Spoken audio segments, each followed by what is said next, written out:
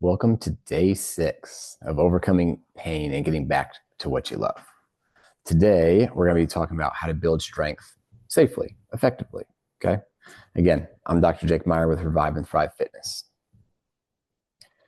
Here's what we're going to cover: simple, safe, strengthening exercises.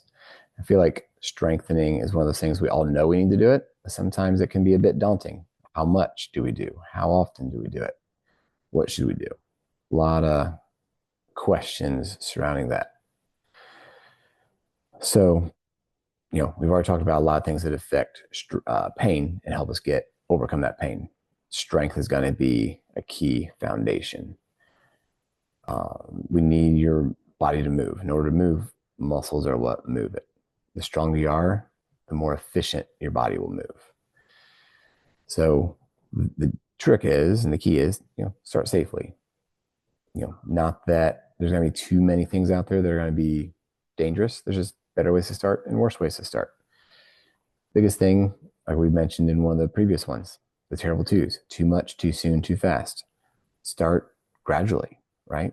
Start at the shallow end of the zero entry pool and work towards that deep end. If you jump right into the deep end at first, you're going to get hurt. You're going to strain something, pull something, and then you're going to be on the sidelines. You won't be able to continue on your journey. You're going to have to sit and then just wish what could have been done. You will just sabotage yourself, right?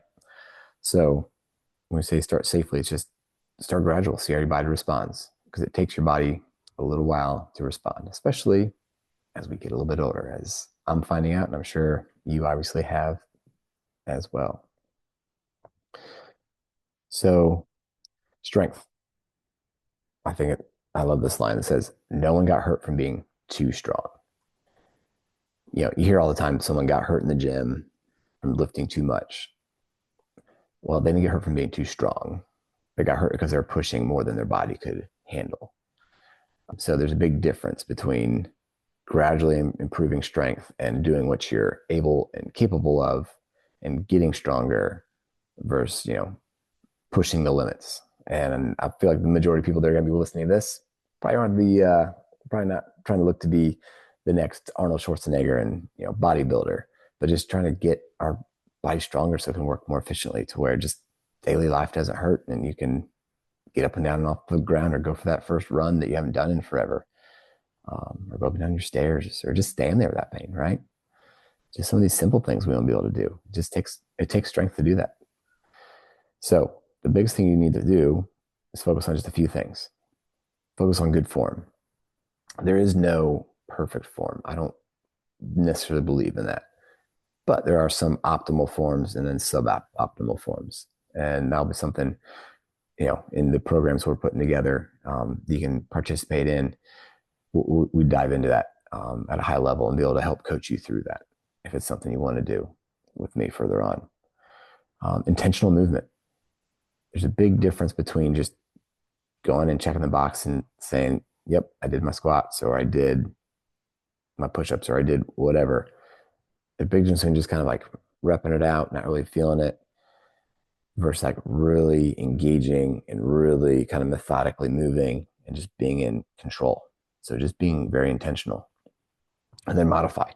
Don't be afraid to modify activities, right? I feel like it's easy to get in the gym when you see other people around you and it's your first or second time in there and you feel like you got to act like you've been in there for the last 5 years. Again, that's when you get hurt. That's when you get injured. And then you're not going to show back up because it's going to take a while to recover. Start you right back at the beginning of that pain cycle, if you remember we talked about. So modify. Just do what you can. The trick is, a lot of times it feels pretty good initially, but it's that 24, 48 hours, even 72 hours later is when you're going to feel the effects of what you did, just now or the previous day. So at first, modify. I always tell everyone, start at a low level and keep going up. Prove to your body it's capable and able to handle it, and then progress. Because, like I said, it's kind of shocking and surprising how little it takes to get your body worn down. Let's see. So, a big point: strengthening muscles around your joints reduces the stress on them. So, if you're here and you're suffering with knee arthritis, right? Everyone's like, oh, stop running, stop exercising because that's going to wear your knees out. there's actually research out there that shows there's no increased incidence of knee arthritis amongst runners. Sure, we've all heard stories of someone who went out and started running and they hurt their knee. It's probably because they went too much, too soon, too fast, and their body wasn't ready for that amount of pounding, right? Your bones take 6-8 weeks to respond to that pounding. So you got to start out slowly so your bones get stronger to handle that stress. In the meantime, if we're someone who's dealing with arthritis, the best thing to do is strengthen those muscles. You can't change your arthritis, but you can change the forces around your joint. The weaker you are, more strain goes through the joint. The stronger you are, more of your force when you're walking, sitting, standing, going up and down from chairs are going to go through your muscles, and your muscles are going to cushion your joint, and you're going to feel better, especially if you're only like on the mild to moderate side. Once you're getting real severe, yeah, hard to deal with that. But the best thing to do for that even is get stronger if you're on your way to a knee replacement someday. So long and short of it is, strengthening's always the answer. It's never not the answer. Movement's always the answer. It's never not the answer. It's just a matter of what movement, how much, how far, things like that. And that's where some guidance is going to be critical and crucial. Obviously, you can work on that on your own and go with some of these guidelines we've talked about, but that's something that I specialize in. So if that's something you want more help in, obviously at the end of all this, reach out and we can, at minimum, just talk through your situation and let you know a couple things that you can take home with you and keep some guidelines and be able to give you some actionable steps that you can do after all your time going through these webinars with me. And then if it's something you want more guidance on, I'd love to partner with you and help coach you through some of this stuff for a little bit. So definitely some options that we'll talk about here on our next call. All right, so now we're going to move into the movement. Okay, so we're going to do a couple simple movements just to show you how moving with intention can be really effective, and then add weight to it, and that's even more effective. So we'll go through a couple of these. Let me get to a better spot and I'll catch back with you in just a second.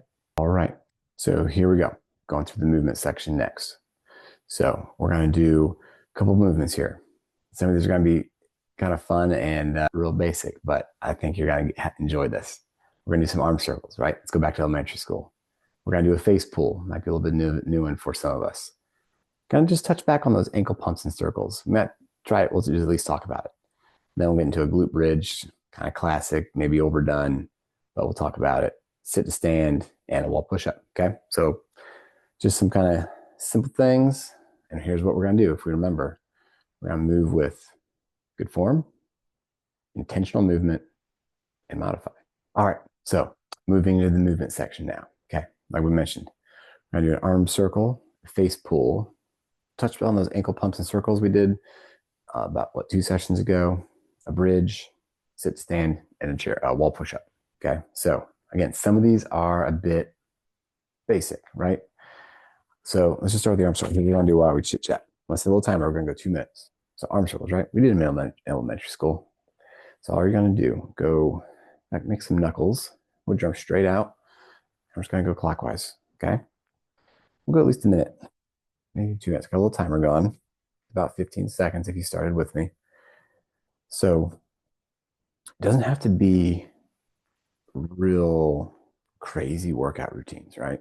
It just means to be specific to your issue and just movement. Think about how often we're just sitting throughout the day. We need to engage our muscles. And my intention right now is to show, as we move with intentionality, that we can actually start feeling it, right? So we're 45 seconds in. About 10 seconds ago, I really started feeling it kind of up here, deep in my delts, deep in my cuff. Okay, that's been a minute. All right, now go the other way. I'm really starting to feel it. Granted, maybe I'm not as good a shape as some of you, but life gets in the way. But we all are somewhere. Maybe switch the hands up a little bit. Maybe put our hands down. Almost like you're pterodactyl flying and trying to go backwards. All right, there's a minute 20. My arms are getting tired. They're getting heavy. What about yours? Okay. While you're doing this, think about your core, right? As you start getting tired, you're gonna find like you're wanting to start arching your back or maybe you're falling forward. Um, keep some tension in your core, like we talked about with that breathing a while ago. Keep those core muscles engaged. All right, minute 45. How we doing? Has anyone stopped yet? Are you able to keep up? 2 minutes seems like a long time when you're just doing something like this. All right, there we go. 5 seconds. 4, 3, 2, 1. All right, shake it out for a second. Okay, what'd you think? Right, remind you of third grade a little bit in gym class. Doing those little warm ups, you do like 10 of them, and the windmills. At least that's what we did. Right, so a simple movement, didn't take much. We weren't having to lift 15, 20, 50 pounds. And, my arms they still feel heavy. Right. So that's going to be something. Just all we're trying to do here is just show it doesn't take a whole lot to get your body moving effectively. Next one, there might be a little bit of a lesser known one. A face pull. What you're going to do, take your knuckles, put them on your temples, and just rotate your elbows out. Let's do this for a solid minute, maybe even 2. I got a new timer going. As you're doing this, keep that core on, keep your back straight, make sure we're not arching backwards, not falling forward. But you're kind of counteracting all that sitting at that desk today.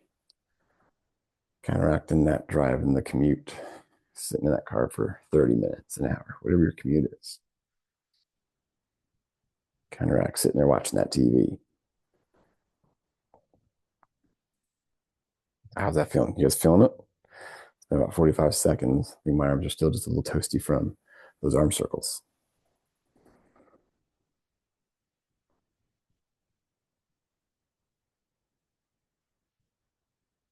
All right, it's been a minute.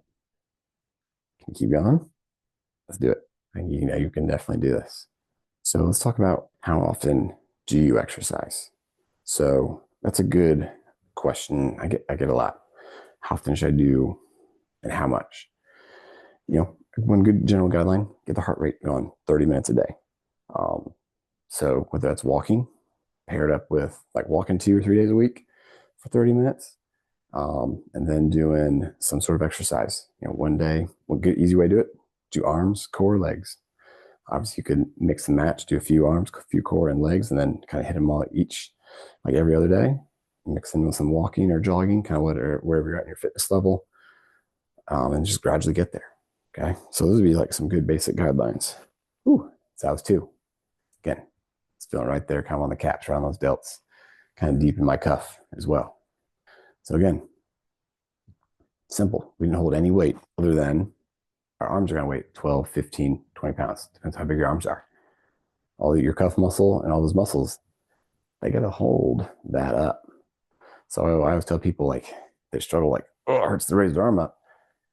And like, when can I push weight? I'm like, when you can lift the weight of your arm. They're like, oh, I'm like, yeah, your arm weighs something. So you got to be able to master arm weight before you make that hand a pound, 2, 5, 10 pounds heavier. You can't lift your arm. Why are you throwing weight in it? Okay. So think about your body still as weight. Glute bridge is going over, get like a good 10 of them. So remember how we talked about getting our core muscles engaged, right? So you're going to breathe out, draw those core muscles in, kind of flatten your back to the ground. And once those are nice and flat, squeeze your bottom. I always like to pretend you got an acorn between your cheeks. You're going to try to crack that acorn and come on up. Okay. We're looking to be nice and flat if you're here. If you're coming up, you get back pain or a hamstring cramp, stop. Okay. Getting back pain, where that pain is, come about an inch below that. Hang out there just for a brief second and come back down. Don't hang out there too long if you're having that pain. If you're getting the cramp, same idea. Maybe all you do is come down and do the core, squeeze your butt, kind of doing more of this pelvic tilt type of roll. Because a lot of times you get those hamstring cramps when your hamstrings are trying to lift your bottom up. Your glutes, when we sit on them all day long, we inhibit them. They get turned off. They're not going to operate and work properly. It's like I'm turning a light switch on and off. Sit on all day, you're turning those muscles off. So it's important to exercise daily to turn those muscles back on. Okay. So if you're cramping up, it's because you turned your glutes off. And it takes a good 2-3 days of just doing the glute squeezes to wake them up. Okay. So this is just where you get that your body's giving you honest feedback. Coming up here, you got back pain, hamstring cramp. It means you're pretty deconditioned and you got some work to do. Okay.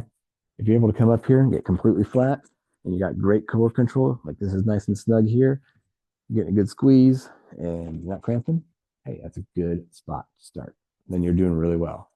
If it's a struggle to get 5, 10, if it's a struggle to get 20, you got work to do. Okay. If you're getting above 20, you're doing pretty well. And then you can go progress on to other variations of this, like a single leg bridge. Do the bridge with the march, bridge with a cookout, bridge with weight on your hips, then working into a deadlift. Deadlift has a scary name to it. A lot of people think you injure your back doing deadlifts. Really, you get your back stronger with deadlifts. You get hurt when you do too much, too soon, too fast with deadlifts or any exercise. But this is the exact same movement as the hip hinge. This is a hip hinge or a deadlift pattern. You master this, you can get back to deadlifting. Okay? Very important movement in the way our bodies move. One of the 6 foundational movements. Okay? So there you go.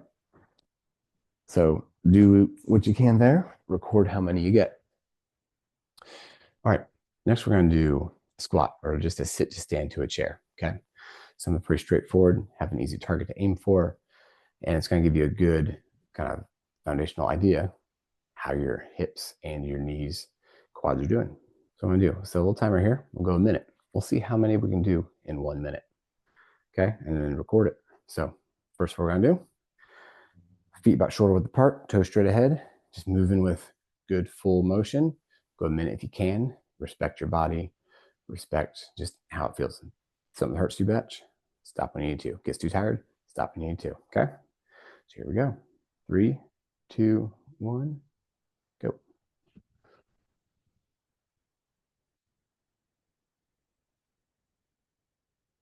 I think I'm on 4, 5. I just try to start going without counting. 8, 9, 10, 11, 12, 13. So pay attention to how your body's feeling right now. What's the position? You feel like you're staying even through your feet. Are you keeping kind of your knees tracking straight over your feet? Are your knees kind of diving out? Are your knees diving in?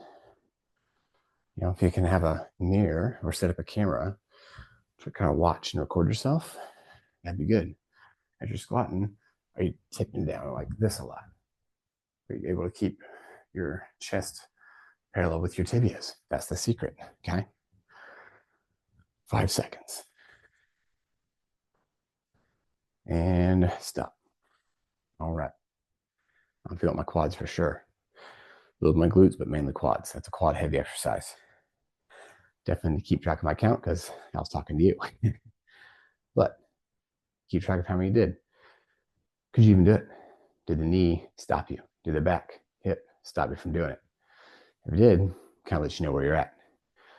If you're able to get through all those for the whole minute, great. It gives you like a baseline number. And then over time, you can see if you can get that number higher and higher as you work on a little bit of speed, strength, and endurance. All right, so next we're going to do the wall push-up. Again, a fairly simple exercise. Obviously, a lot of variation here. You can do it on the wall. You can work your way down to being on the edge of a chair, down to the floor, negative, right? There's all kinds of different variations. So we'll keep it to a nice, easy one for the sake of the demonstration and just you getting a feedback from your body. So set up, be about arm's length away. I like to be just a smidge further. Hands kind of straight up, as long as that's good on your wrists. If it's not good on your wrists, you can go knuckles, or get some push-up bars, or put like a towel in your fists. That helps. And if you got to do some modifications, then we're going to just think about your core tight, with a nice straight line from your ankles all the way to your shoulders. Okay, we're not doing this. We're not doing this. Okay, so it's a bit of a core exercise. And then, you know, lots of positioning you can do with your hands and elbows. Generally, you can go out wide about 45 degrees. Okay, so we're in here. Let's go see what we can do in a minute. Record what you get. If you can't last a whole minute, totally fine. Just record how many seconds you went and how many you got. So we'll start. 3, 2, 1. So as you're doing this, keeping that core tight, elbows out a little bit, shoulders stay strong, okay? Not letting them collapse in like that. Keep the shoulder blades engaged, core engaged. Just pushing through, okay? Getting a tricep work, shoulder blade work, core work. Getting the heart rate up a little bit.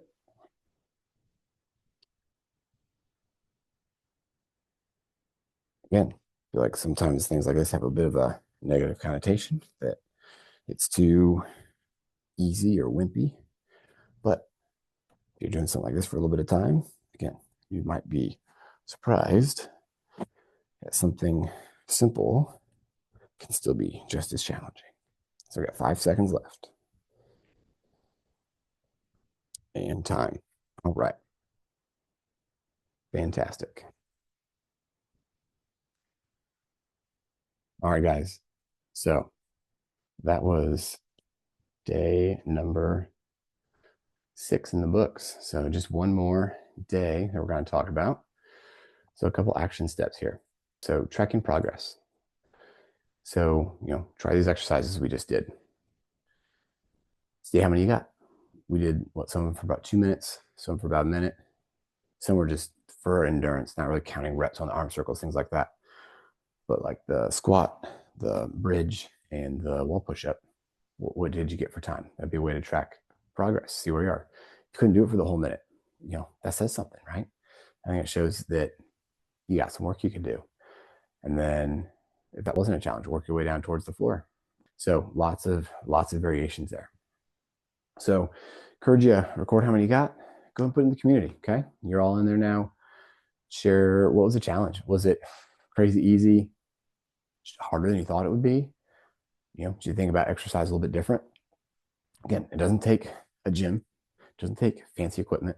It doesn't take fancy programming. It just takes, there's 6 foundational movements, which we could touch on. There's so many things we could touch on. As long as you're doing a movement in each of those foundational movements, that's really all you need.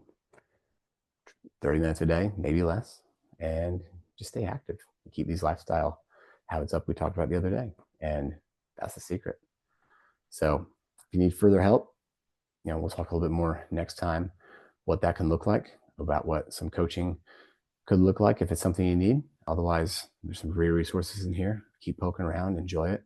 I'll keep showing up, sharing some content, and just keep bringing questions. And however I can help you guys, that's why I'm here. So bring what questions you have. Look forward to connecting, guys. Take care.